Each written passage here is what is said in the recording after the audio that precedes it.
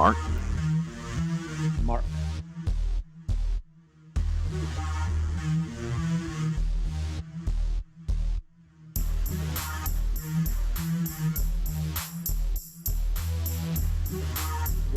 Well. Talk about an early arrival. Well, that's pretty awesome. Early arrival. I think wouldn't the show have been starting like right now? It's It right is, now, and it we're is. still in the middle of our. We're still. So, were you live yet? The music's playing. Oh God! Oh God! Oh God! Good to have you with us tonight, Ion Traz. Sorry about that, guys. It's been a crazy couple of weeks. Hey, It's okay, it's all your fault. Not a problem, man. Not a problem. Glad to have you back, though. How did the move go?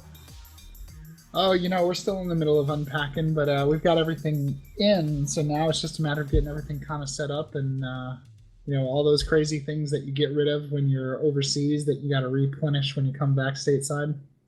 Makes sense. All right, and we are live. Welcome to Station42. Welcome indeed. I am your infamous host, Adrian Malik, and with me today is our co-host, Mr. Goddard. And Infamous and Traz Ion. Who are you again?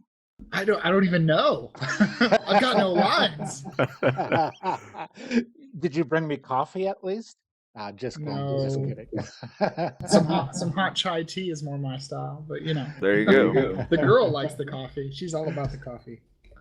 Well, today's show is brought to you in part by our friends at Navigate Rapid Pass. Are you tired of waiting in line as your precious cargo spoils?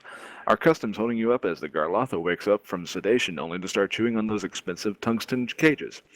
You need Navigate Rapid Pass to help you bypass all those pesky restrictions and get on with your life and profits. We work directly with the Advocacy, Xeon, and Banu Customs to make sure your transit is as rapid as can be. By purchasing the Navigate, you can be assured that your products will reach your clients on time, which will in turn increase your profits. Remember, don't wait. Navigate, and put that Garlotha to rest. Additionally, our broadcast is supported in part by the StarCitizen Facebook community, aka Ready Player One. You all know it, y'all love it. The StarCitizen subreddit, hey, those guys are great too. Twitch, Twitter, and of course the amazing people at CIG who keep our community live and a-thriving.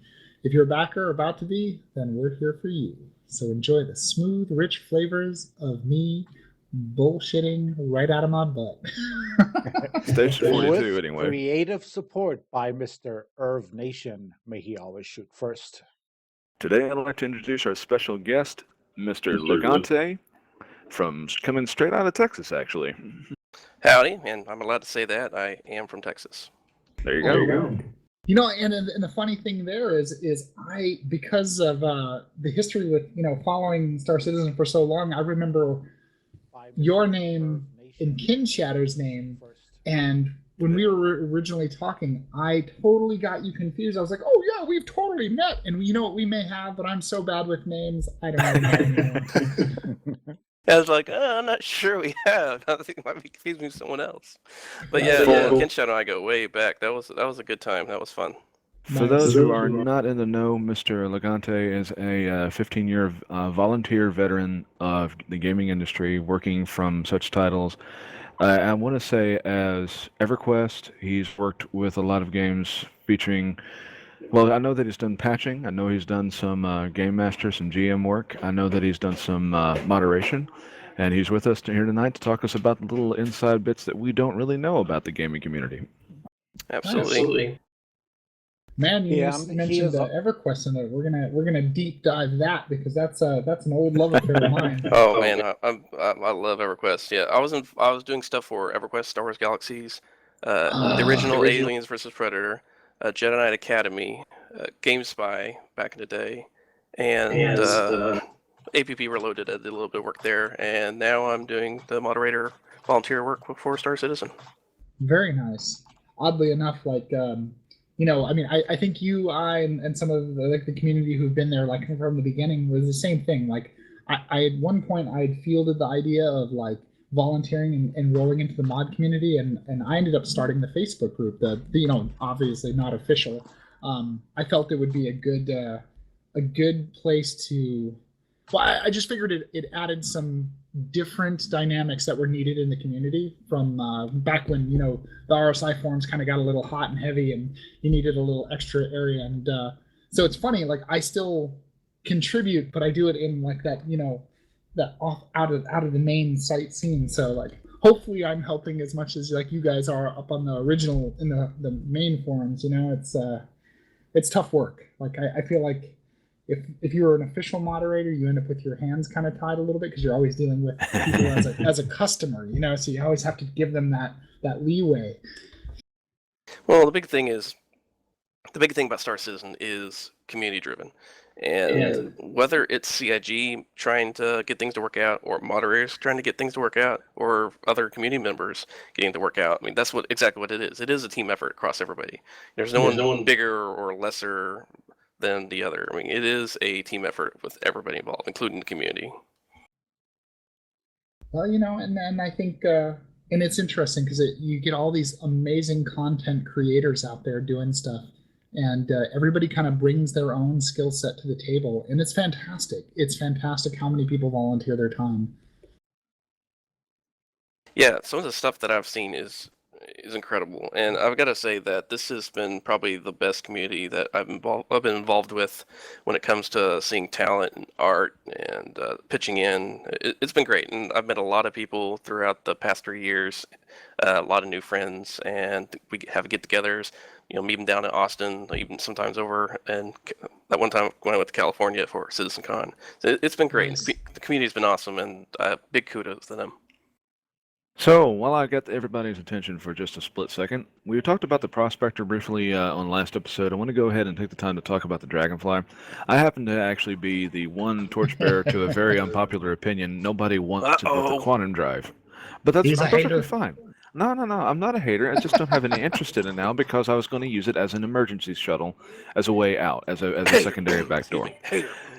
Hush. The point is, though, is that I could, when I originally had my idea, which, like we was talking about this earlier with Logante, we was talking about how people take ownership of ideas. My idea of the Dragonfly was that it would basically have a spinal rail support system that would slide up and lock the player in place to the Dragonfly, and then when they would fly off, they would go on, and they would be locked to the quantum drive, and they wouldn't be able to slip or fall off of the bike should it actually, maybe it would pop up a window or something to act as a small sub shield or something. I had these kind of nice animations in my head, and they've kind of just said, "Oh nope, it doesn't have quantum drive." So now I'm like thinking, well, I guess I'll just go ahead and pick up a Merlin now instead. I got 5 words for you: pictures or it didn't happen. Well, certainly, but I mean, that's the thing. This is supposed to be a community that we're probably going to be able to add our own mods to, so it's almost it annoys me, and it annoys me enough to where I almost want to go and pick up CryEngine and start trying to tinker with it to try and make what I had as an idea a reality. Well, do some art, or I mean, even if you just get some good block outs. I mean, even if it doesn't go up for the Dragonfly, I mean, everybody loves concept art. So yeah. But I'm not too hurt about it. As for everything else, though, I do have some happy news for all those people that wanted to have the horrible nickname, the pocket carrier, the hated word, because people there's a lot of discrepancy over what a pocket carrier is. But the Caterpillar is supposedly going to be able to host a lot of these guys. So you're going to have a Caterpillar that will roll up and will have a swarm of speed bikes pouring out of it, which is actually still. They put up new Caterpillar stuff in the yes, vault. They did. I haven't looked at it yet. It is smexy. You're going to love it. I loved it. I mean, it almost is enough to make me want to actually get a Caterpillar, but I just don't have that many friends. What? How can you not like the least loved ship in all of RSI history? How can I? Well, I got to have people to fly the thing with me. That's the problem. So, what is the stated purpose of the Dragonfly? What is its function? Is it just like a little shuttle? Is it like a glorified EVA suit? And what can you do with it? So the original purpose, as stated by Chris Roberts in the letter to the chairman, was that it was in competition with the Reliant as one of the third starter ships. And he describes it as a little bit more than a snub, a little bit less than a true full-form starter ship. So that implied that it would have more functions than what a snub fighter should typically have. Well, it's by taking off the quantum drive, you've made it into a personal transport for planetary or for orbital. But in those regards, unless you're going through a giant jungle, I really don't see the value of having a ship, a motorcycle basically that could go about and on a planet side, because I could do that the same with an Avenger, with a Mustang Delta, or with some other small ship. I would be able to do exactly what I needed. So And it's really I think really at this point for me, it's just a toy. Ion? Oh, do the P-52 and 72 do those have quantum drives? They do No, not. they do not. They do not. They're parasite fighters or snub fighters. And just to clarify, we're not confusing quantum drive with jump drive, right? No, we're not. Quantum Okay, drive, okay, as in okay. like go from Port Olisar to Yellow. That's the Yeah, quantum okay, drive. yeah. Yeah. I didn't ever want. I would agree completely with it not having jump drive. I wouldn't want to leave system to system, because I think even then that wouldn't make any kind of possible sense. Mhm. But at the same time, I felt like it could have at least a quantum drive, because in the States today, we're saying that this is the space motorcycle. Well, by saying that it's the space motorcycles in America, and I would dare venture to say that a lot of other countries, motorcycles are known for people that are rebellious and have a sense of freedom. They don't really care about, letting it hit the road and taking a skid 50 meters. They're going to basically go about their business, and they're going to do it anyway because they enjoy the hobby so much. And so a motorcycle can go from one side of the continental U.S. to the other in a span of about 2 or 3 days, just like an average car could. My argument centers around the fact that so basically what you're telling me is that there's not a redneck in CIG lore, that they've all died out, and that there's not this one guy that's going to say, hey, let's put this seat on this quantum drive and just make it happen. I mean, that's a really hard argument, because of all the history of stupid things we've done, we wouldn't do that one. That's the one that we forgot about. Hey, honey, hold my beer. Yeah, exactly.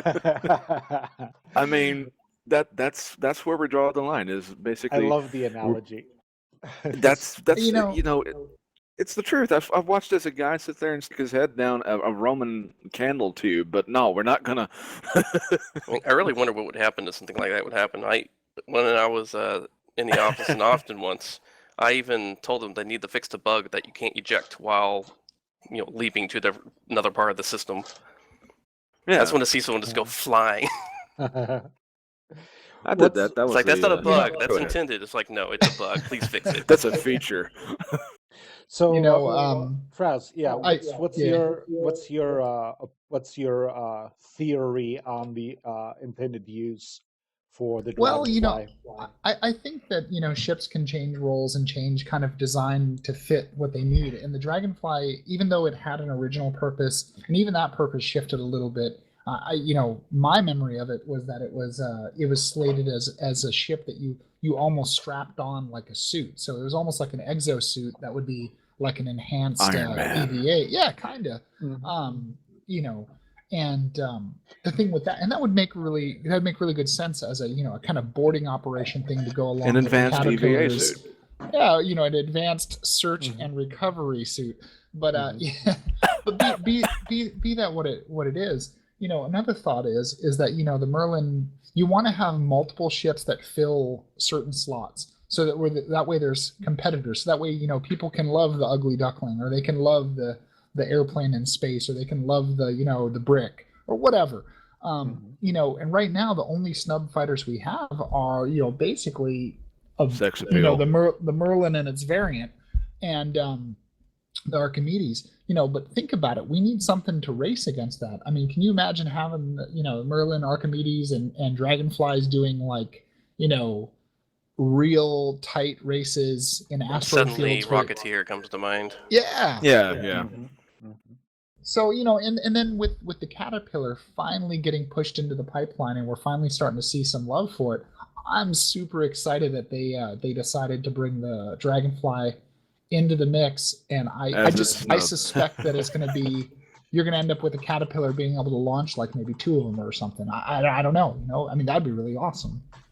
I figured 5. I figured that one for every sock. I figured like one of them would be like a launch bay. Each one of the what is it, the cubes The on the Caterpillar, the That modular. would be a terrifying scene to see. There's This Caterpillar your, opening up there's your these little fire, swarm. these stuff, just start Just means he swarming doesn't everywhere. have. Just means he doesn't have enough room for guns. Launch That means fighters. focus on. Dear God. It'd be like playing Star Control 2 with the Urquan. They're like, launch fighters. Oh man. Why am I References for thinking about days. it? The hive cluster is under attack. Anyway. So I got a question for Logante. So Yeah. I mean, being involved as you are as a moderator means that you spend a lot of time with the game, you spend a lot of time with the community, and I mean, that can definitely take something that we're all passionate about and then we're all in a love affair with. Otherwise, we wouldn't volunteer time. But it turns it into a bit of a responsibility and a bit of work. What keeps you most excited? Honestly, the most thing that keep me excited is just to see. I'm a big story guy, lore guy, as in what might happen. I'm all about possibilities, the mystery of it, right? So when it comes to the answer to that question, what excites me most is simply to see what comes next. I mean, because with my involvement, I'm blessed to be able to see kind of 2 ways to see it. You got the fan side, but you also have the responsible side, and to be able to kind of see a balance between two. You get 2 sides of the story, and you start to piece things together how things might end up and turn up. And what I see is actually really exciting. I'm really looking forward to seeing how this all just unveils and comes together at the end. And what fuels this is the most amazing thing. And I know it sounds corny and cliche, but the community, it's just been incredible. All sorts of amazing people, and we even have community members that now work at CIG working on the project. I mean, that's fantastic, and that we don't see this type of thing in the gaming industry anymore. It's all AAA, down to the line business, very cold. Can't get to know any developers, and you never really know. And no matter what, and how much feedback you give, they really typically don't care. They have XYZ that they have to accomplish because they have to worry about the investment stuff. This is a whole new beast. This is kind of uncharted territory, especially since they get this scale. So that's what I'm looking forward to most, to see what comes next, because this is something new that we really haven't seen before. And I'm not talking about the gameplay. I'm talking about the whole idea of the project with everybody involved. Right. Go ahead, Adrian. I got 2 things I want to add to that. I'm gonna go ahead and ask this before we completely forget about this topic. Was there anything you wanted to add to the Dragonfly conversation before we move completely away from it, Logante? I'm asking him because nobody asked him. Oh, yeah, that's fine. In general, I used to have some ideas of what I thought the game was going to be like and all that stuff. And with just how many people there are, it's going to be inevitably somebody is going to have their idea just shattered. It's unfortunate. Yeah. Like, for example, I'll just be honest. I'm a realist. I don't candy coat things. I say how it is. I mean, I was upset when the Starfarer went from a 2-seater to more than 7 seats now, because it was a big ship, and I could have maximum peak efficiency with just 2 people. But as the project progresses, I'm starting to realize that we're actually having a lot more fun just letting go of the wheel, which I don't actually have my hands on to begin with. And letting Chris drive. I don't want to play my game, because if I'm playing my game, you're not playing your game, and if you're playing your game, you're not playing my game. And it's just a big mess and argument, and naturally just a bunch of drama comes from it. It's a nice feeling just to be able to let go, and just I want to play Chris's game. So that's my thought about it. I'm just going to see how it ends up, and I'm going to enjoy that product that comes to me. Now, I actually can completely agree with what you were saying earlier about having the community, having the developers involved with the community directly as they are. I was actually posting earlier this week about the Redeemer because every time I ever hear anything mentioned above it, it's always by Ben and it's always saying no news or not basically no news, no news, no new news. And so it kind of leaves me at a loss for what it is. Well, we actually had, and people that are listening can go and look for my old post. My name is Jeremy Fisher. If you're not aware, but you can go look for my old post inside of the Star Citizen Ready Player One, and you can find where one of the CIG artists actually directly and personally answered my questions about it, and he was kind enough to let me know that, and I say this with a word of caution because I understand how words are and how people will say latch on to these ideas and these things and say, oh, that it becomes a completely different monstrosity. I'm saying for the record right now that if if you have the Redeemer in your hangar and you're wanting to fly it this year, it's not going to happen. It'll happen sometime in around about approximately 2017. And the reason why is because it is not an asset that is used in Squadron 42. He said that he can't wait to get his hands on it, that he's really excited about it. He said that it was one of his favorite designs. And so that I did not expect that. I expected it just to kind of get blown by the wayside and nobody mentioned anything else about it because people know more than thou art. So for him to actually say, "Oh, hey, by the way, I'm looking forward to doing it too, but it's not going to be this year. It's going to be 2017." I was completely blown away by it. That's really cool. Gotta love when the devs get in and actually comment. It can assuage a lot of fears sometimes. And even though it's such an open development, there's so many people and so many voices that sometimes you feel like you're just you're being shouted down. Well, the last time I was down in Austin and I talked to the devs at one of the meetups, I was talking about like some of the concerns that were one of the sub communities that I kind of represent on a personal side, not part of the Ready Player One, but like I own a Million Mile High Club, and so there's not very many of us, and we have our own little subgroup community where we talk about like the status and where that's going and so on and so forth. And I remember expressing that our concerns were that if we bring it up on the official forums, a lot of times owners who have backed a lot get shouted down as oh, you're asking for more, how entitled can you possibly be? And I'm like, well, we're not coming from it from an aspect of entitlement, but we really care about that asset because that was a big selling point for those big packages. And the advice that I was given was that regardless of any potential toxicity that you might encounter in the official forums, is to make sure you post your ideas and articulate them and put it out there, because no matter how the community reacts to it, Chris and Ben and Tony Z, they all like read through the forums ridiculously, like they just scour it. So if you can just get past feeling sandblasted and get your ideas out there, then eventually hopefully the right ears will see it, and if the idea has merit, then the idea is what's going to stand, not the popularity. Yeah, that's a really good point, actually. Hey, Logante, you said something earlier.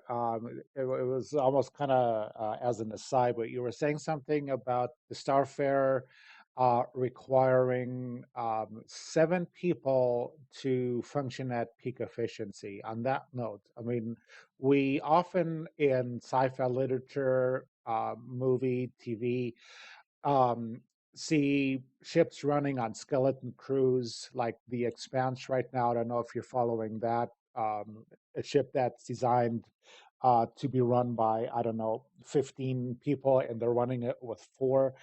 Do you think that a ship like the Starfare could still be run with just 2 people? I mean, obviously, you're going to have to run back and forth from station to station, but well, you get a bear. Oh, go ahead. Sorry. no. I was that was pretty much the question. Well, you got to keep in mind that they're trying to bounce the game around a lot of people and solo players that can actually make up for it with NPCs. As far as I can tell, now again, I don't have inside information. I'm a player just No, like you no. guys, Yeah. but as far as I can tell and piece things together, yeah, you'll still be able to do it with 2 people, and it will be viable. It may not be peak efficiency because naturally having a crew of humans is going to be much more efficient, but at the same time, that's also a lot more logistics. Everybody having to be on at the same time, everybody having free time. So I mean, I think it's really going to meet in the middle of a balance between being able to max it out and being able to do a skeleton crew. So I think it'll be possible, yeah. Because Chris did specifically say that this game isn't just group players; it's going to be a mix of solo and group. So yeah, I would say it meets in the middle. Yeah, Yeah, I and think obviously that question wasn't meant for fishing, behind the scenes information. This in You here can on fish all you Station want. I don't 42, got it. we do a lot of theory crafting, bounce off questions. Yeah, I love like theory this crafting. one. I understand. Yeah, to add to that, like generally, like we try to take people from all over the community, and we're not trying to fish for like big names or titles or anything like that. I mean, it is nice when we have people that have like some official capacity or whatnot take interest, but even then, my biggest interest is in you as a player. Like the excitement. Like Exactly. like one of these days I'm gonna. Speaking of, one of these, hang on. One of these days we're gonna try to get Ben on here because he had said he was interested in coming on, but I think our schedule conflicts with some of his other stuff. But when he gets on, like I'm gonna try my best to ask him no questions that have to do with development and keep it all around like, what are you excited about being a player? How is this gonna compare in your experience to like Wing Commander? Anyways, but yeah, I think Ben would be a great guest to have on a show, Yeah. and he's genuinely a great guy and really fun to talk with. Oh yeah, so yeah. Go ahead, Vedra. So we were discussing something earlier, and we was talking about what we wanted to see in the game for ourselves. And one of the things that you had mentioned earlier in an earlier conversation, Logante, was personalized dynamic events. Basically, to explain it to the people out there, you log off, you're all safe and everything, and you log in the next day, and well, we can get back to that. But basically, the dynamic events is you log off one day and then the next day you woke up and you have a power failure, or you have like there's an impending attack, or you're surrounded, or you're all of a sudden in a random system that you're not aware of. Like basically it just kind of somehow something gets foobarred. But if Ion has any closing comments about the Starfarer, I'd like to go ahead and let him finish that one first. Oh no, we can come back to that. Let's talk dynamics. That's a fun conversation too. Hey, we have a lot to say, and I've planned this for 2 people, not 3. So. Yeah. Well, Go okay. ahead. Go ahead. So Starfarer. the Starfarer. Well, you were talking about the. Has anyone ever told you kind of sound like Tom Servo? Just saying. I don't, who is that? Mr. Science Theater 3000, the gumball. Oh, machine. really? Oh, well, that's awesome because I've never really thought I had a great voice. So everybody hates their own voice. Anyway, continue, Tom. No, so my thoughts on the Starfarer as far as about minimum crew is when they talk about 7 crew to fill out the stations and run it optimal. I think that some of those positions may function okay with NPCs, but I mean, obviously you're going to want to have players if you're in the heat of a situation where you need good engineering or good refueling, or your co-pilots and all that good stuff. But right, like Chris originally said that it only takes one person to pilot a Bengal, but good luck manning those other 100 turrets by yourself. You know what I mean? So obviously there's a large difference between being able to crew it in the skeleton crew kind of situation where people have to wear 2 or 3 hats to make mission. It'll probably absolutely be possible, but it'll not be economic if you're looking for an ideal. So yeah, I mean, I think that makes logical sense. But at the same time, a lot of these ships are industrial ships, and industrial ships aren't exactly the most exciting things to do. So, I mean, that's why I think they're going to focus on the middle area, because it's going to be hard to have a full human crew at all times. I don't think they're going to balance around a full crew. At the same time, I don't think they're going to balance around one person running the whole ship all the time. I think it's going to, like I said, meet in the middle, and that's where they're going to focus most of their balance. And the rest, going solo or even overboard, having more people is just going to be icing on the cake. Right. So Dynamics, what was that again? Oh boy. This is getting dynamic, all right. All right, so personalized dynamics basically is something that just did you forget to have your ship restocked and looked at by a professional mechanic at Cryastro? Well, all of a sudden maybe a little ticker kind of clicks up and all of a sudden you have a blown fuse in the back because you didn't go and have somebody look at your parts. It could basically be anything as simple as that and as small as that to like you wake up the next day and all of a sudden you're staring down a kingship. So I'm gonna let this is Logante's topic. I'm gonna let him go ahead and steer. Go ahead. Well, typically one thing you do have to be careful is, I mean, this is a player's property. And by property, I don't mean like literally. I mean in game, it's their quote unquote their property ship, right? So I mean, you don't want a cheat system where you log in all of a sudden, hey, you're out in the middle of nowhere. It's gonna take you 5 hours to get home. I mean, that's unfair. But it's one thing I don't like about a lot of modern video games is you log in, you know exactly what to expect. You're gonna log in, you go over here, do your dailies. Oh my goodness, I hate dailies. But do your dailies, and then do whatever. Maybe socialize, log off. You're done for the day. What are you gonna do tomorrow? Probably the exact same thing. I mean, it may be fun doing these different things. That's great. But every time you log in, you're gonna know exactly really what to expect. So one thing I would really like to see is personalized dynamic events. And by that, I mean, when you log in, instead of knowing what you're going to expect, I want people to think, what if? Or what's going to happen today? And I always had that concept when I used to do GM work for Star Wars Galaxies and guide work for EverQuest. And while, GM events and all that stuff are great, the biggest problem is, here's a GM event here, everybody's rushing over there, everybody's getting it done, there's lines, and everything we know about it. But that's great, that's fun, but they're kind of gimmicky, and, everybody knows it. What I want is the universe to feel alive and real, and how to do that is I would really like to see things happening at a minor scale, somewhere that's not exactly populated. Like going out in the middle of nowhere and seeing something unique happen, whether it's pre-programmed or whether it's some sort of like a mini GM event.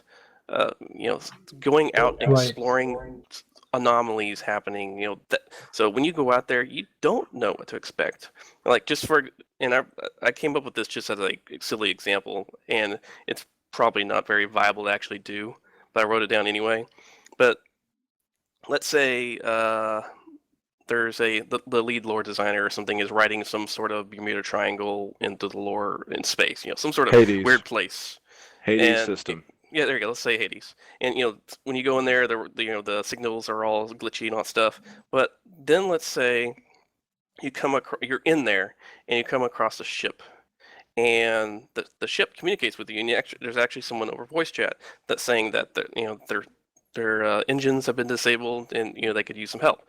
And what do? Well, you can blow them up. You could just ignore them. There's all sorts of things you could do. But let's just, for the example's sake, let's say that you're willing to assist. Let's say it's a Starfarer or something like that. Their engines are shot. They need some assistance.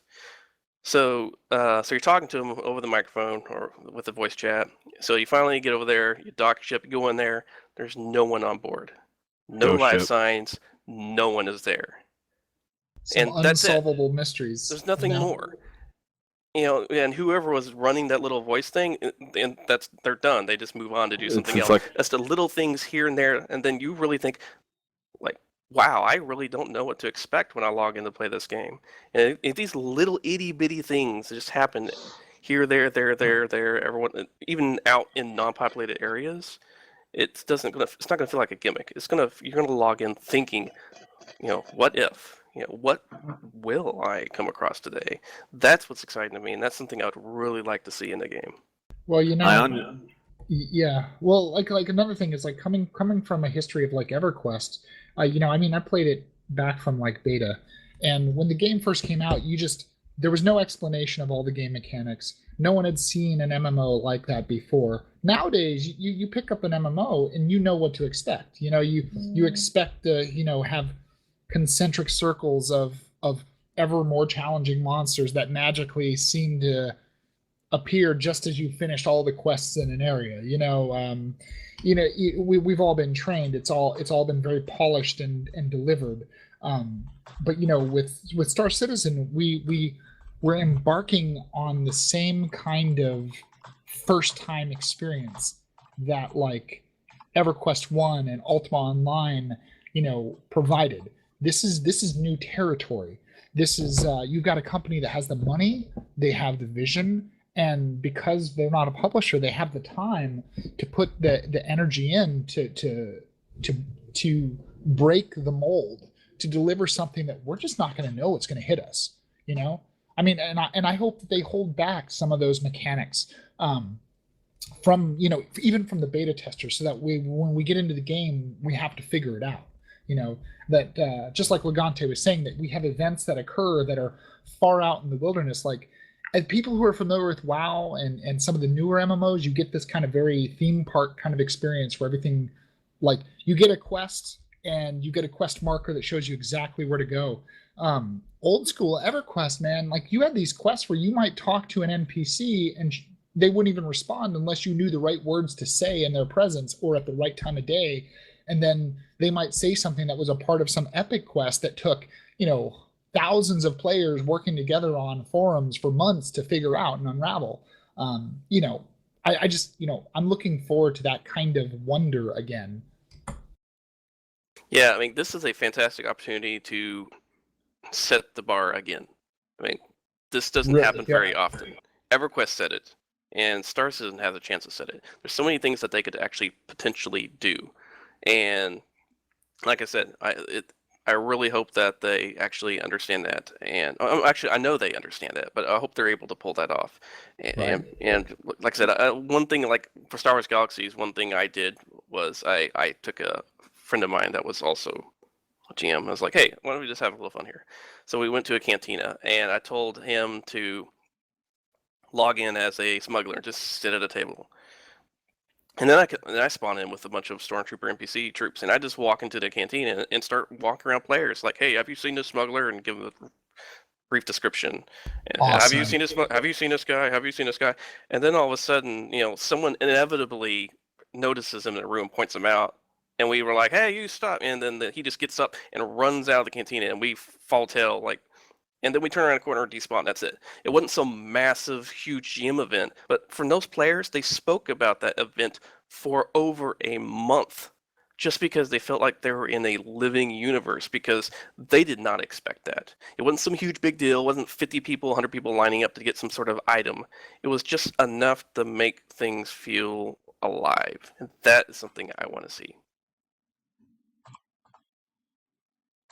Yeah, man, I can't like, that's just that's the kitten's meow, man, right there. Messing with the players. What you got, Goddard?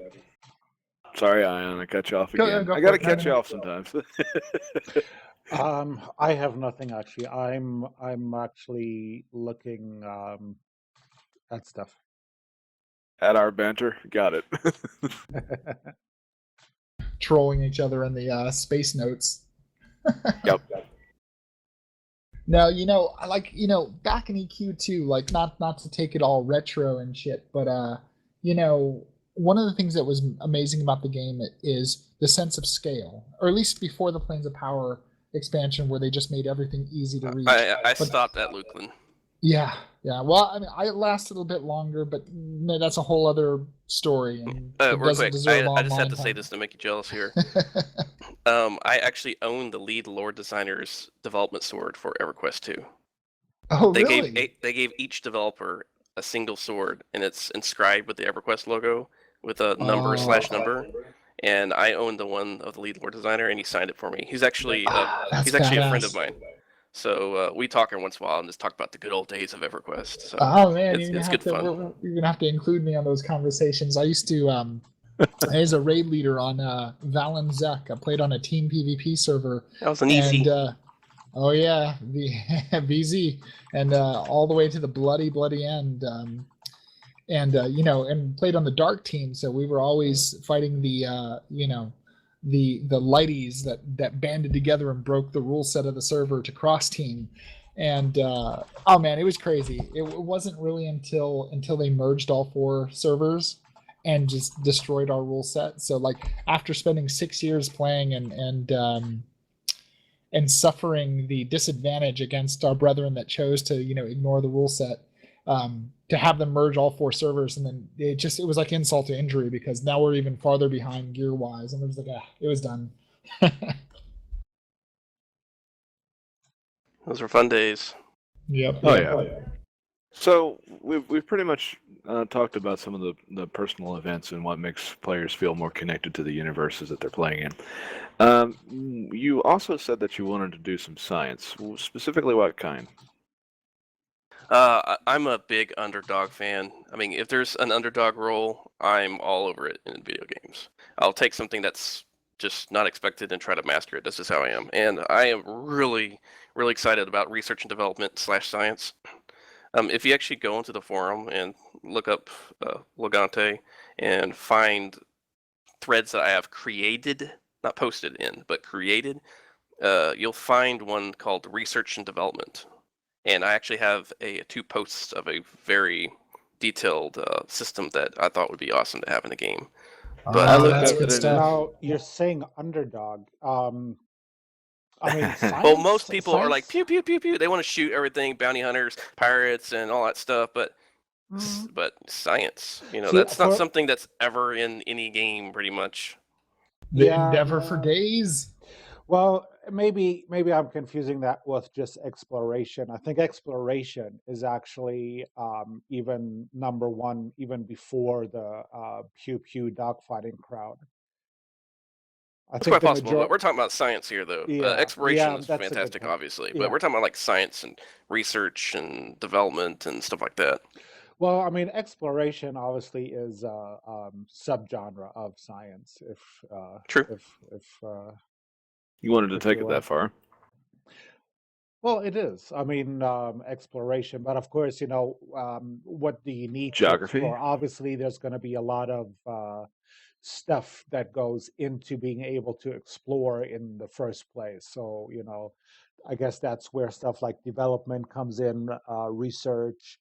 Well, I want Um, explorers to be able to actually do things and take their findings and turn them over to a science profession to actually study it further. mhm. Oh yeah. You know? No, I think with the Endeavor, when they were outlining some of the concept roles for the long range scanning and that kind of stuff. Oh man.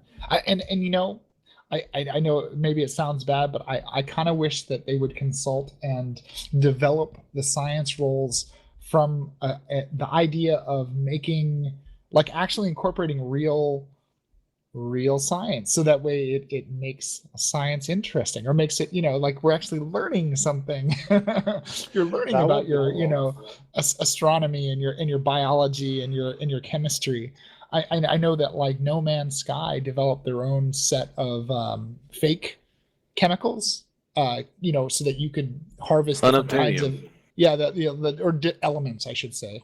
And so it'd be interesting if we actually try to go with something a little more realistic in a sim. Well, in Elite Dangerous, I mean, they in their star map, when you go into the systems themselves, and you can see like explanation, the different types of suns, Right. blue dwarfs, red giants, and all that stuff.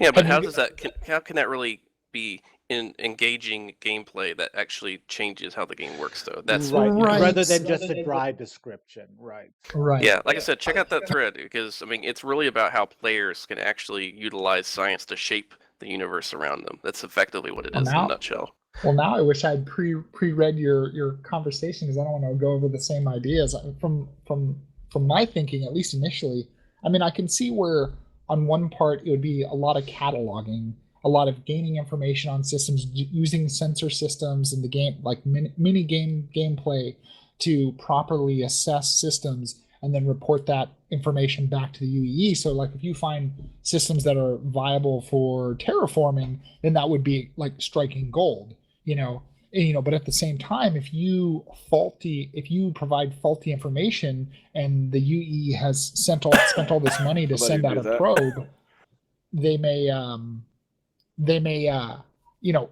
assess a fine. Yeah, because I've seen that in other games. Have you ever played like Star Control 2 or no, it was man. Oh, it was on like Sega Genesis. There was a Starflight. You could as you explored systems and cataloged planets and suns and things like that, if you found, a system or a planet that was potentially viable for colonization or terraforming, you would send that back. But if you did a bad job of it and you botched it, you actually were fined. That reminds me of the Constellation commercial when they're coming up on the planet. Right. Yeah, that's definitely going to be interesting. I mean, I hope that science is going to go a little further than just missions. Go here, find artifact XYZ, and Right. report back. That you can actually do something. That it's going to be dynamic. That you could actually like contribute to the greater good of humanity in the verse. Exactly, like That new would be LSD. super We cool. need more of that. I'm gonna create a scientist character and name him Cave Johnson.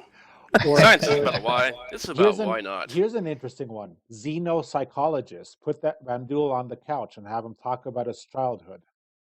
That's wow.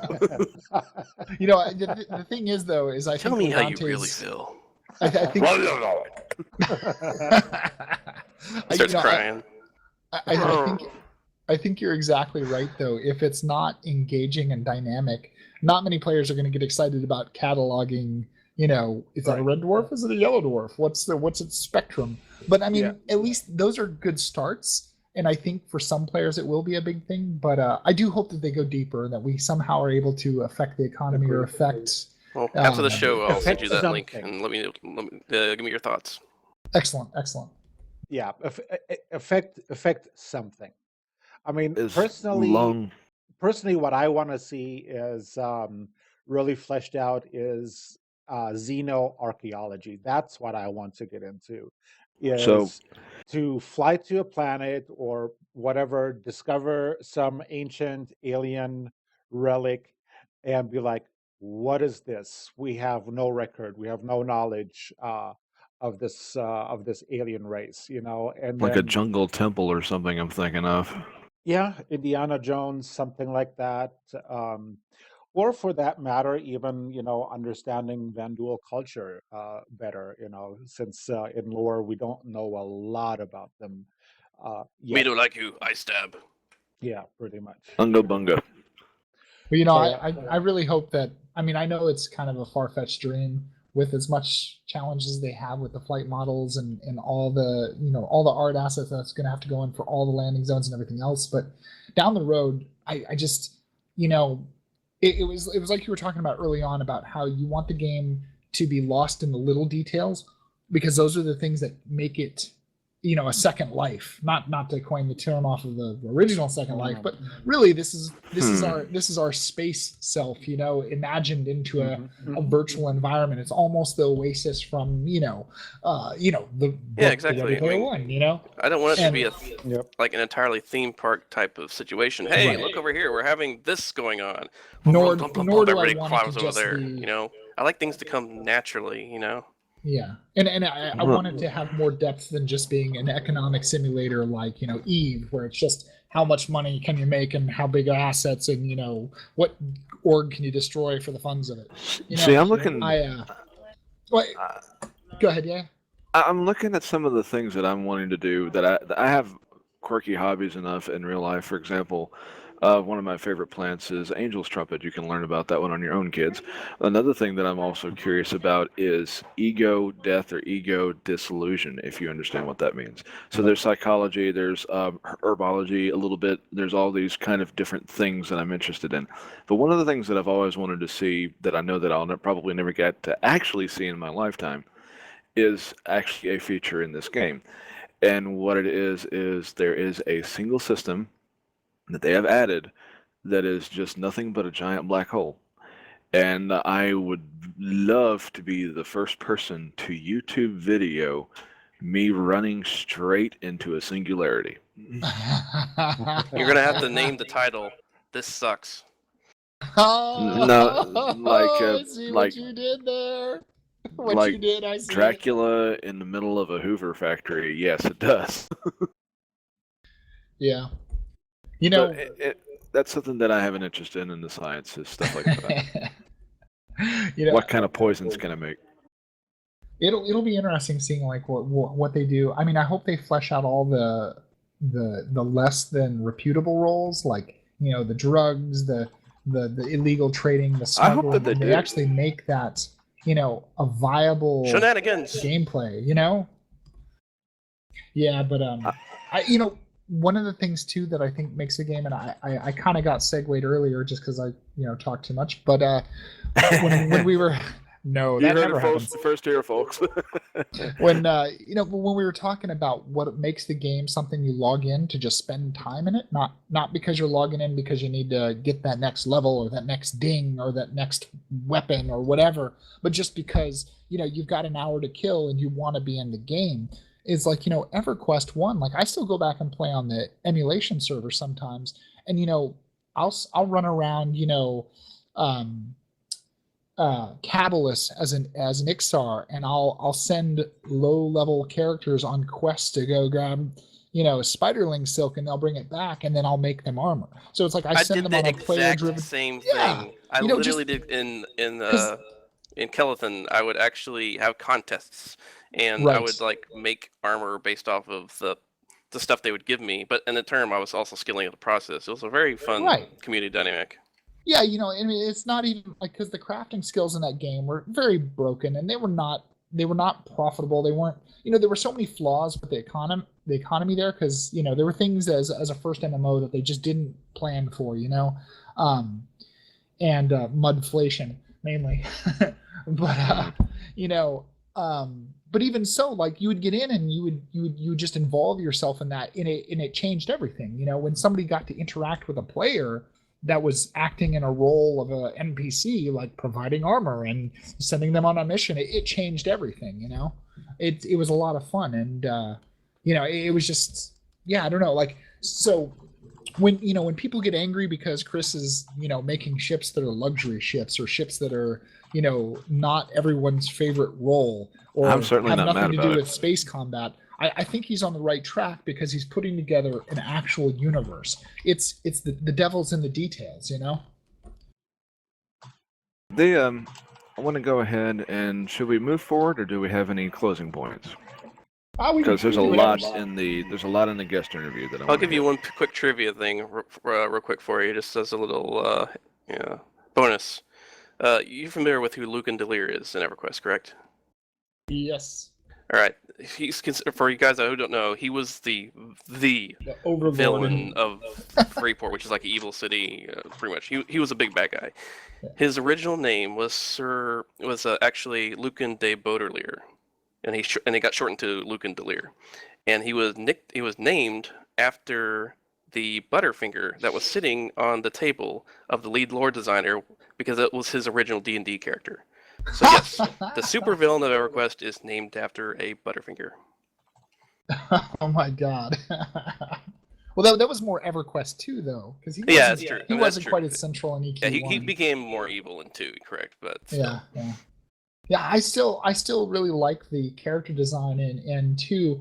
I was so disappointed because in 1 they struggled so much with class balance at every time they would set out an expansion that I think then when they turned it over to the different team for EverQuest 2, they were like, screw that noise. That's way too much effort to. Well, StarCitizen, we don't really have to worry about that, thankfully. Yeah, well, very true. Well, yes and no, but they went to that model where basically you had 4 classes, and even though they got renamed as they split as they leveled up, really it was always the same 4 roles, and they got everything turned into like a short timer that cooled down in 20 seconds or whatever. So you never had things like roots or mez or levitate or any of those things that allowed players to break the game, but also made the game interesting because you could find unique ways to overcome challenges.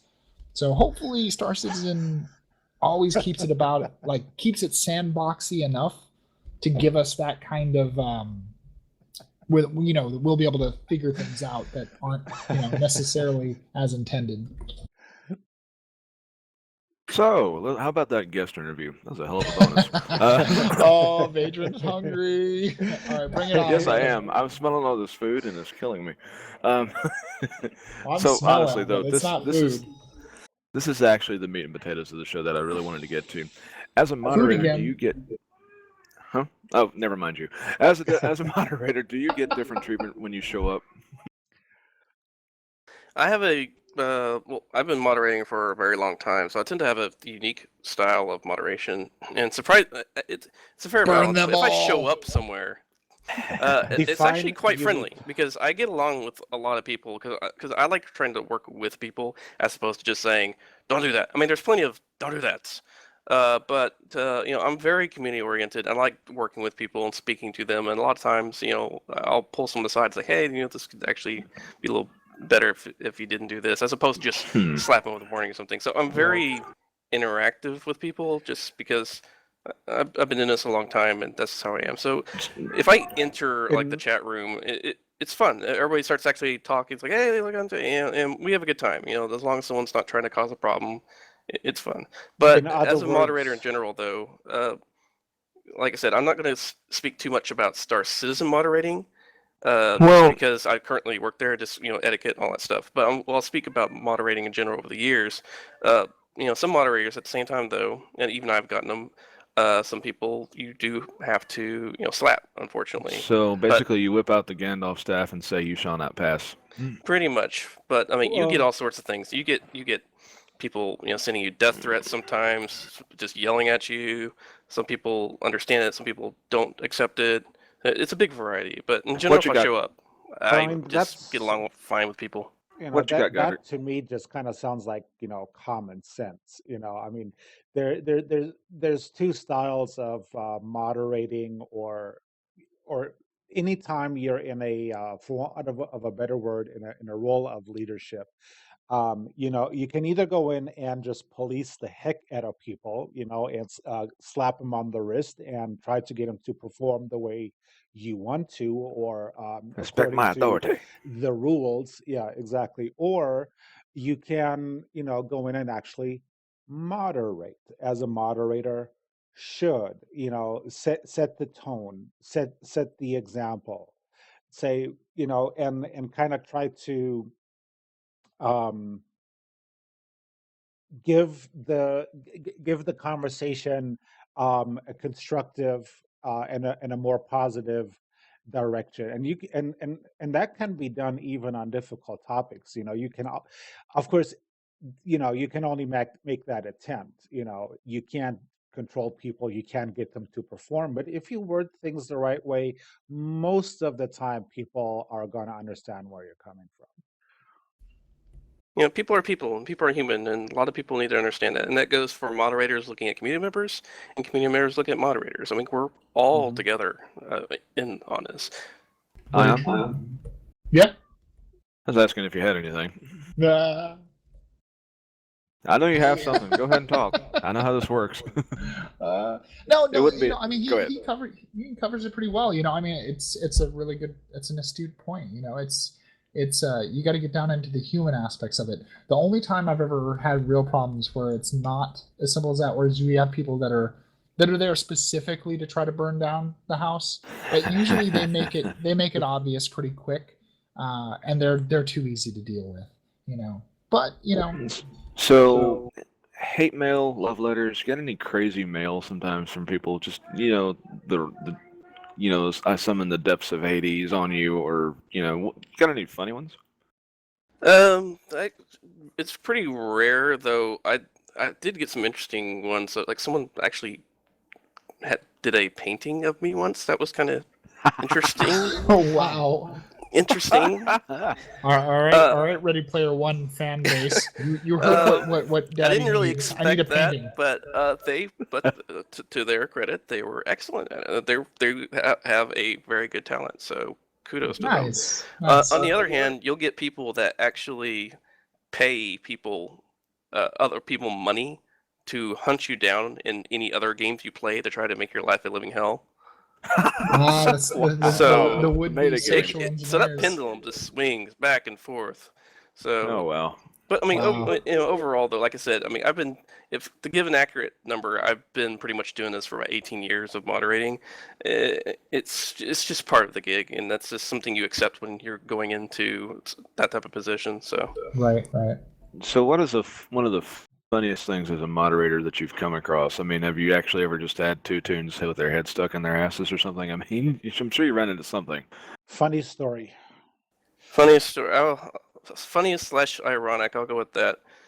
I was actually, this specifically wasn't a forum person. I was moderating the forum, but I was also moderating a server that went with the forum. And the server owner was going on about you have different people with admin access, and these are our guests on our server, and no one's going to be abusing their admin privileges because there's like a command like admin slay. People just explode. Admin slay. You're supposed to do it with troubleshooters, but there's always going to be some sort of people that abuse such abilities and all that stuff, because it was like we were like 14, 15-year-old kids, right? So, but anyway, so I was on the server, and one day, it's my responsibility to make sure people are following the rules, but also admins aren't taking advantage of people, right? So one day, the server owner comes on. And apparently he had a bad day or something, I don't know. But sure enough, he was just abusing people left and right with his bad abilities. So I was like, nope. And I banned him from his own server. And he had to go into the back end and actually manually unban himself and came back on the server. He's like, why did you ban me? And it's like, because you're acting like a jerk to people. And you specifically said, people are people. These are our guests. No one is going to treat them wrong, unless they're breaking rules, and we can take care of them like that. And so basically, you moderated the. Yeah, it was so funny. And then like months later, he actually stepped down from his position because he got busy in life, and that group actually voted me in to take his place. So it was just a big, ironic, funny situation that even to this day we sometimes talk about. Yeah, and you're right. I mean, people are people. Everybody's human. Everybody has a bad day once in a while. Wait, isn't that the line of a song? Could you sing us a couple of People are bars? people, so why should it be? Oh, You and I should get along so awfully. Depeche Mode. Yeah, I just want to let you 80s. know that Robin is going to kill me now. I love 80s, and I love Depeche Mode. Yeah. I'm so Depeche. Or as my friends would always say, Depress Mode. Oh boy. Ion, you got the next one? Oh, what? There's the next one? Hang on a second. Gotcha.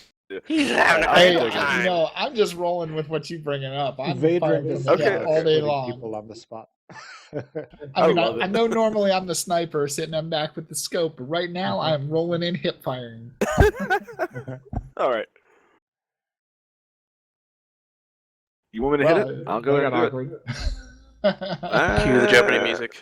Yeah, well, I'll pass on the whole stuff. Never mind. Mod versus player life. Where do you draw the line? Well, I think in general it's important that if you're in a position of like authority at all, I think it's important to absolutely draw a line. You are a player or you are doing your moderator responsibilities. I remember I was part of this isn't StarCitizen, like I said before, that we had it was a game, and as a moderator, we had the ability initially to look into people's like game information, such as what type of guild they're part of, and so like that. And the reason being is because sometimes you had to do investigations and all that stuff. Right. However, I pitched the idea that that shouldn't be a thing, because when we're not modding, we're in the game, and some of those people might be opposing guild members, and people could use that as a way to spy on other people, and that's not cool. That needs to be absolutely separate. So I made the statement that shouldn't be a thing, and the company agreed with me, and they took that out. And this was specifically they did where if someone needs to be investigated, the moderators would let the company know, and one of the employees would go in and look at their personal information. So I mean, I really do think that needs to be separate, because fair is fair.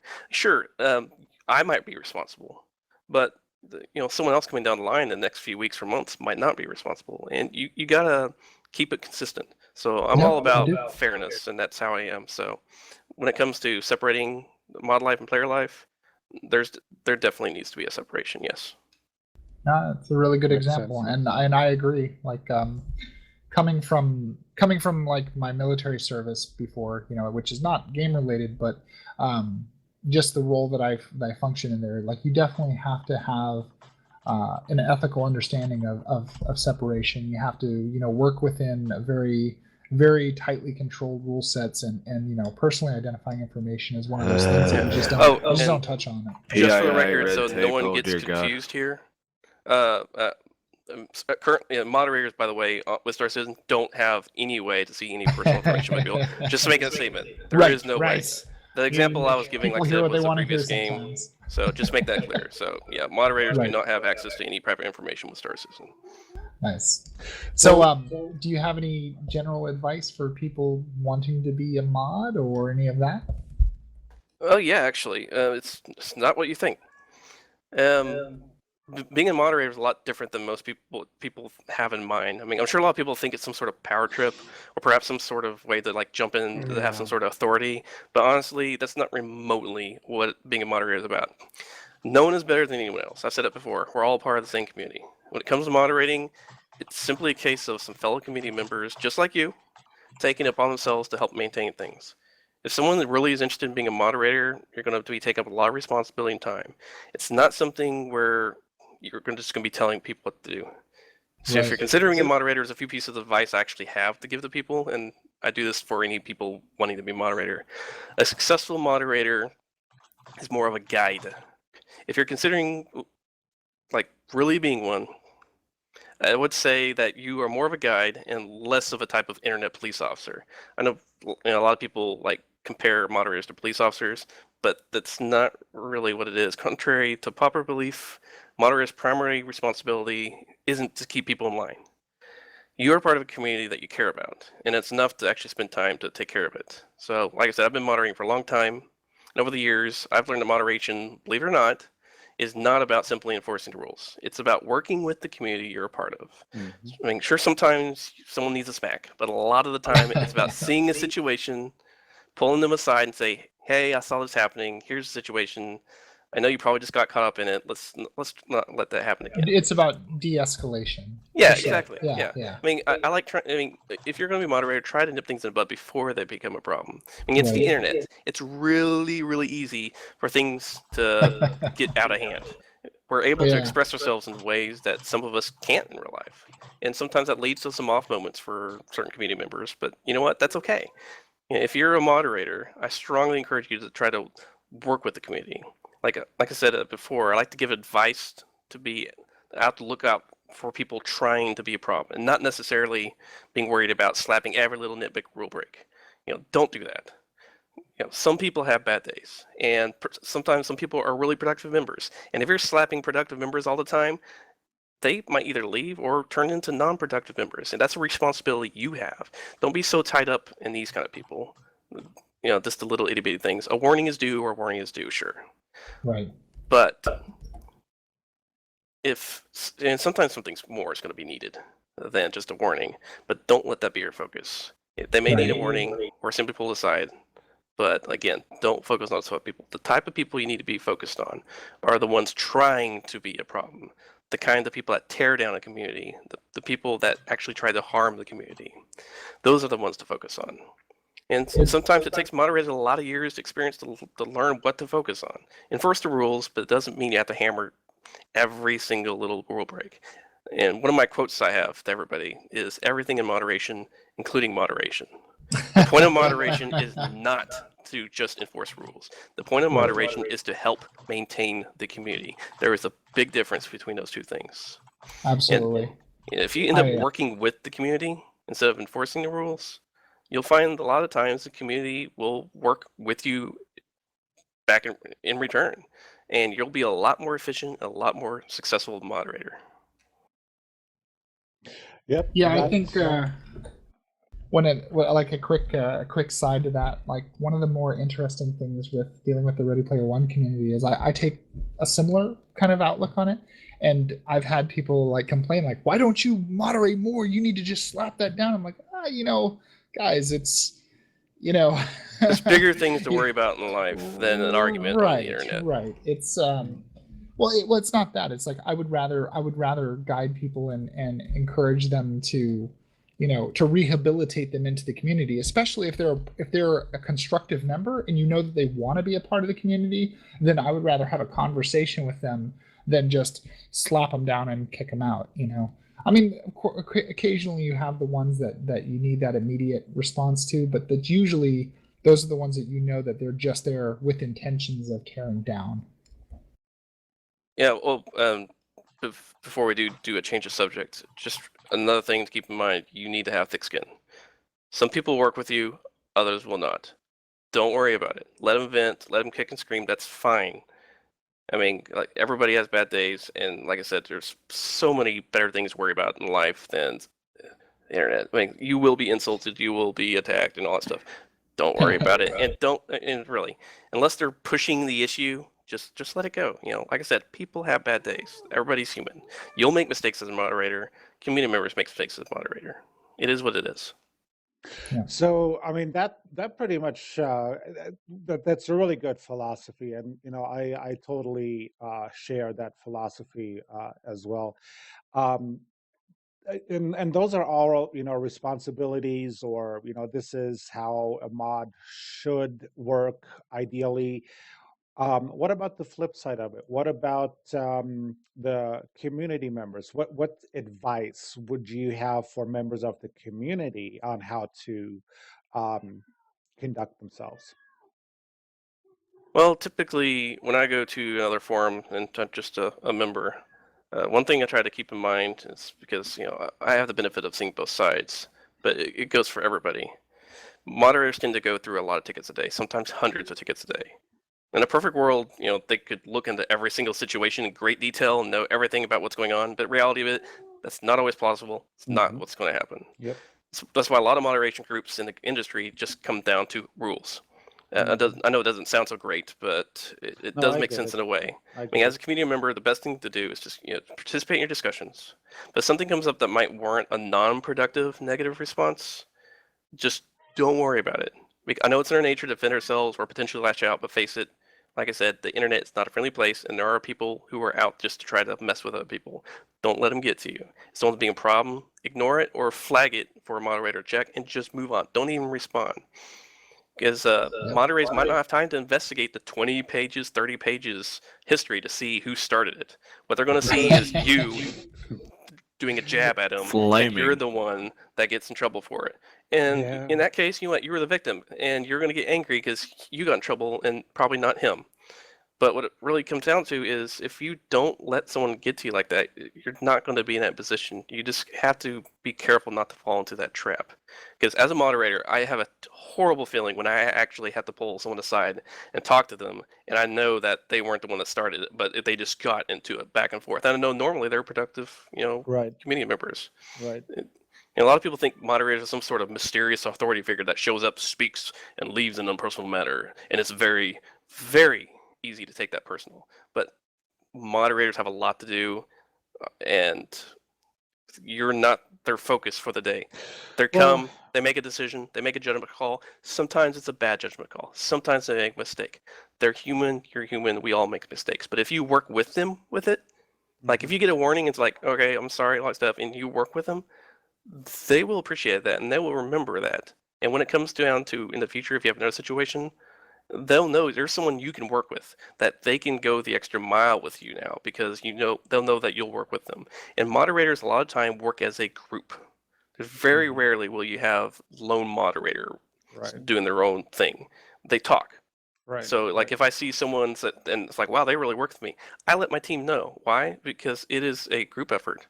And what that means is it's a win for the moderators, it's a win for you, that that the situation didn't get out of hand, and you got some kudos. You got some, I shouldn't say credit, but you put yourself in a position where the moderators know that, hey, this is someone that's reasonable that we can work with in the future.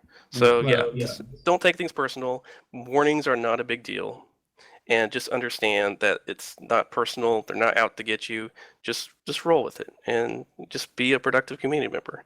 If you're otherwise, though, if you're a troublemaker, leave. That's what the moderators are there for. Get the hell They're out. focusing on the troublemakers. If you're not a troublemaker, you don't have to talk them into it. Just okay, I understand, and that's it. You don't have to worry about it anymore. That's true. People definitely sometimes get a little too offended when they get called out, and sometimes the more mature way to handle it is just to take the medicine, and work through it like you're saying. And that sometimes we all need to remember that, because you get on the internet and you're hot and bothered, and it's like sometimes if you just step away from it and you're like, you know what, even if this isn't a win, if you can talk through it, then you're going to end up. How you handle yourself in that situation is more important than whether you were right or wrong in that one particular incident. Is basically, I think, what I'm gathering from what you're saying. Yeah, pretty much. Just look at the long term. In the end, that situation is not a big deal. Don't worry about it. Don't get yourself pulled into something you don't want to get pulled into, because the moderators, if you're a productive community manager, don't have their sights on you. They just came in. Here's the thing. Made your judgment call. They're moving on to the next thing. Right. So again, don't take it personal and don't worry about it. So let's talk a little more light and fluffy. MMO, FPS, adventure. What's your poison of choice? Currently, I guess. What are you playing now? Anything that has a great story. I'm a big story lore fan, which is why I like MMOs a lot. Some of my favorite games were EverQuest, obviously. Dungeon Keeper, just because. Oh, I'm sorry, but that was just a fantastic game. I'm not talking about Dungeon Keeper 2. I'm talking about the original. But I liked to. But they're making a new one. I think it's called War for the Overworld, and it's a Kickstarter based game. Yeah, they actually have the same keeper voice. That's yes. Or no, I'm sorry, not the keeper. The advisor voice coming back for it, which is awesome. Nice. By the way, I have trivia for that too. I actually knew I think there were the Carter brothers, which are developers for Bullfrog. And I used to talk to them online, and I found some code in some of the maps. Good old Bullfrog. And the code was commented out, and even when I uncommented out, it still didn't work. And I asked him what this was. He's like, oh, well, during testing, we used to have it where during very rare circumstances, you'd be playing the game, and then all of a sudden your printer would start printing messages. Wow. And they would be like messages that are taunting you from the enemy keeper. Just to kind of mess with you. That's funny. Oh my God. But they said they had to legally amazing. remove the code because people would be upset with non-gaming equipment interacting with gaming equipment, plus wasting paper and ink and all that stuff. Totally worth it.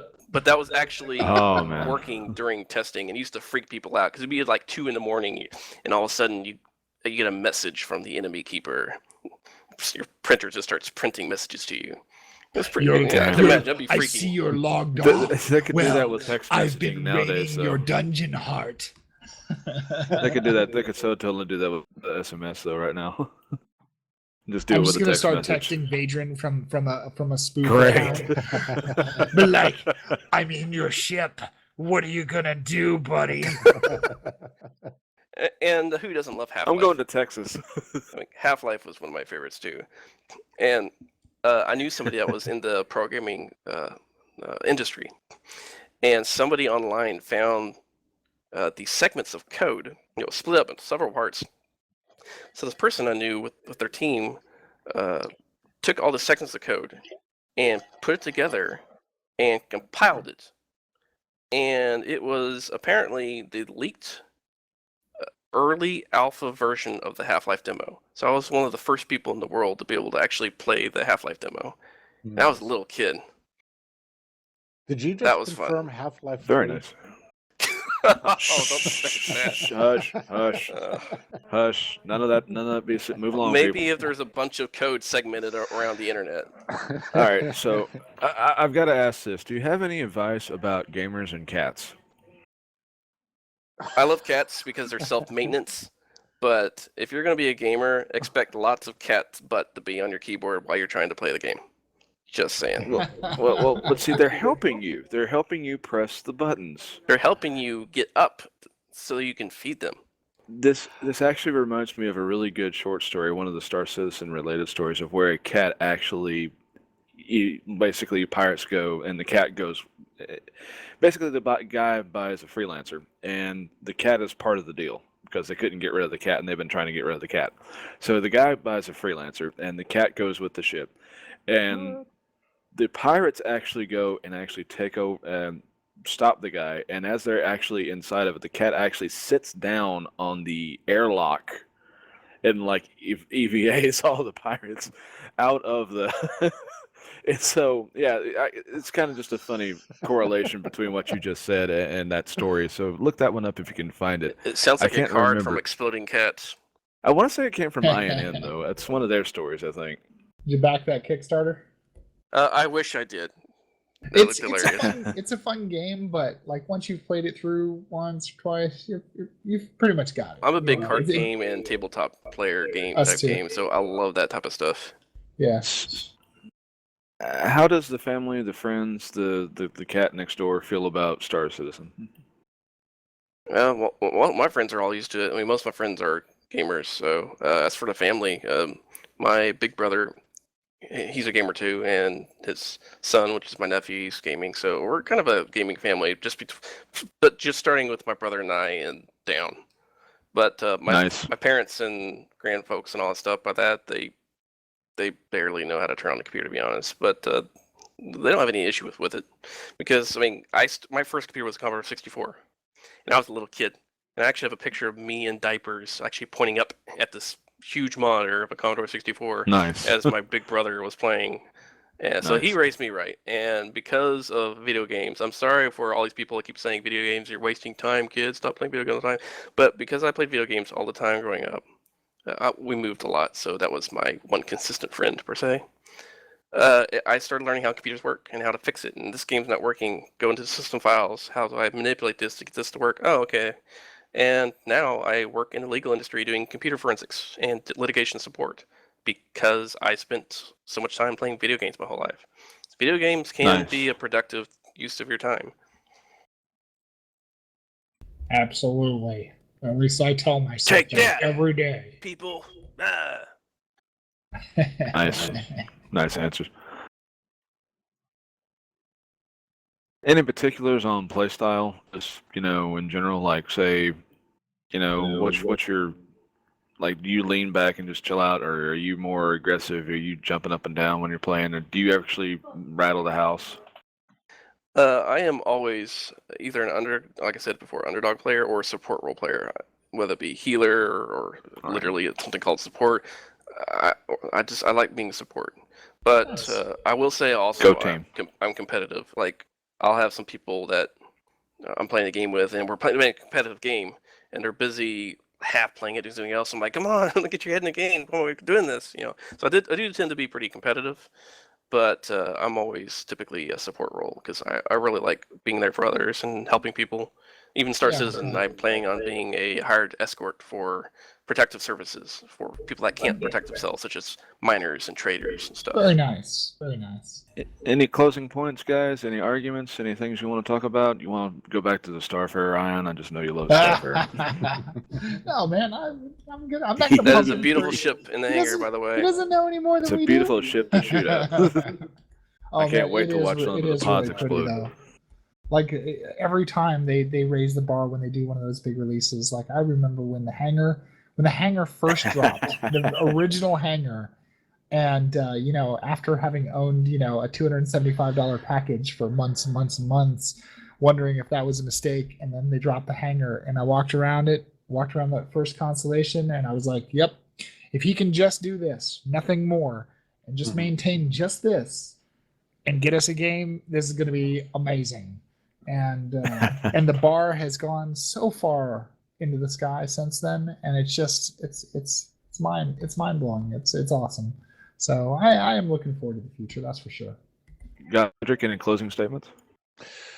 No, nothing really that I can think of. Logante?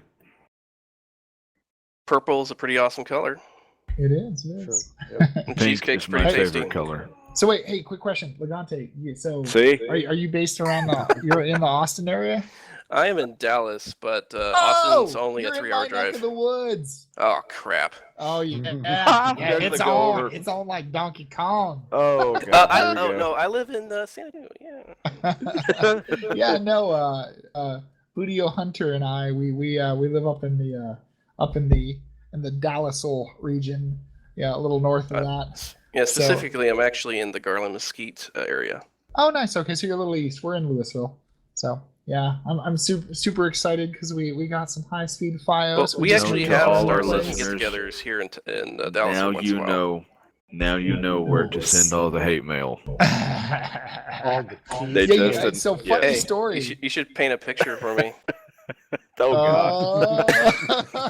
You know what? I used to be a strapping young lass, didn't I? Happen. Never mind. It's a great time to close the show. Hang on. I take it you're a part of you're a part of the North Texas Star Citizen group, whichever the Facebook. Yeah. One of the admins. Yes? Oh, okay. You're not the admin that kicked me out, are you? No. Well, I only kicked one person out, and that's because there was some sort of weird spam about like buying computer parts. It was obviously a spam pod. Right. No, man. So here's the thing. I was overseas in the military, and I've been looking forward to coming home. And as much as I run the Facebook group, it's a lot of people and a lot of responsibility, and I care about the game. I'm deeply invested, yada yada yada. And it was during the storm of the Derek Smart, may his name forever be forgotten. But Derek Shart, got it. I'm in that group because of course I'm like, hey, somebody's already doing this. I don't need to do it. That's great. I didn't want the responsibility of being an admin. It just happened to be that somebody needed to do it, and no one was. So I built the group, and now I'm stuck with it. And so that group, I was a part of it, and I was really looking forward to coming home to Texas and doing meetups and hell, we're gonna do some cosplay, and we'll have in character Star Citizen get-togethers, and it'll be amazing. He's gonna be knocking on your door soon. Right. And and I have the shotgun ready. There wasn't a lot of activity in that group, but occasionally, and so I would comment occasionally. But during the whole DS fiasco that was ongoing for a little while, I guess one of the guys that was on there posted something, and it was a leading question, or I felt like it was a leading question, and I don't remember his name. I don't want to, I don't want to throw anybody on their bus, but we had this conversation where we just kind of made points back and forth, and then it just stopped. And overnight, well, I come back on the next day to, because I felt like it was a civil discussion, and I come back on, and he had deleted the whole post, but reposted it fresh, I guess hoping that new people would comment and our discussion and the points that were made would be forgotten, or at least that's what it looked like to me. And I said as much. I was like, hey man, why would you delete our discussion? I thought it was civil. It wasn't, whatever. You might disagree with me, but I made valid points, yada yada. And then I found myself banned. And someone else that was in that group sent me, a copy of what had been said, and basically he had said that I was an agitator and something else. I'm like, man, do you even know who I am? That is not my MO at all. So I was absolutely floored with the irony of being an admin over here and then getting nuked on the other side. I'm like, well, that doesn't really bode well, because I'm still coming back to Texas and I'm still going to do meetups, and I don't want to compete with somebody who's already doing something that's good for the community. But for the love of God, I'm not going to go quietly into the shadows. I'm definitely going to do meatups. So yeah, anyways, actually, I don't even know why. I just someday. happened to be an admin one day. I was like, oh, okay. You got that's the worst when you get I pretty added much to a got group. voluntold, yeah. Sounds like the guy got his ego bruised or something. Maybe, and that sucks, because it's like, it's like, all right, man, if you would have just talked to me, I wasn't personally attacking you. I just felt like your question was kind of leading the conversation down the Derek Smart darkness. And I was like, ugh. I now proclaim all the trucker glory holes Derek's. That way something positive will come from it at least. We give that guy too much honor by even saying his name, man. No. I usually refer to him as Derp Shart, but nobody lets me call him that. So it's too bad when a moderator lets their Gets out ego. moderated. Well, no. I mean, when I'm in a position of power and I feel strongly about a point, then there's temptation that I'm going to abuse my powers to get my point across. I'll give you another So- quote here for that, real quick. True power is having the ability to do something but not doing it. Exactly. Here's a That's- different question. yeah. Do you ever That's get involved? willpower. Do you ever get involved, or have you seen moderator wars? I'm just curious. Do you guys ever get into beef with each other?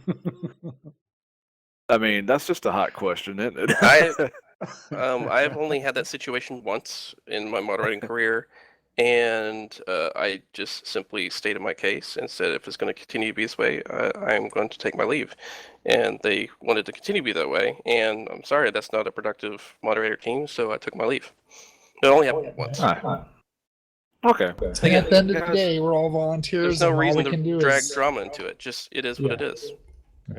Well, guys, I guess we're getting close to the end of the show. So if you're ready, this time we're going to kick off with the final 5 questions for the day. You got anything you want to add, Ion? I know how this whirls. Anybody? Okay, it's been like an hour and 30 minutes. I'm pretty sure somebody's tired of listening to us. I got Robin to is. There you go. Let's make sure that your woman is happy by cutting this thing short. You ready?